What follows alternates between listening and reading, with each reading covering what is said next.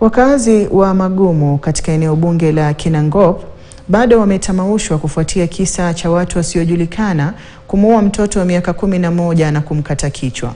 Mwili wa mwanafunzi wa gredi ya 5 katika shule ya msingi ya St. Christopher Comprehensive ulipatikana katika shamba la mahindi kando ya barabara ya Magumu na Njabini, huku kichwa kikipatikana mita chache kutoka hapo.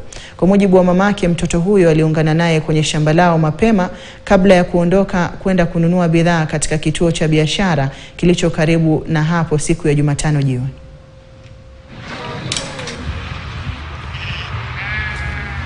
Ya vibaya sana kwa sababu ya Sami ni mtoto mwerefu sana, alikuwa anasomea Christopher, mtoto wa grade 6. Tunaomba wazazi tu waendelee kuangalia watoto wao, na pia wazazi wote wako hapa, si wazazi peke yao, akina youth wetu tuwe tunaangalia watoto. Ukiona tumeshangaa sana kwa sababu tumeitiwa kijana mdogo wa shule akiwa ameuawa.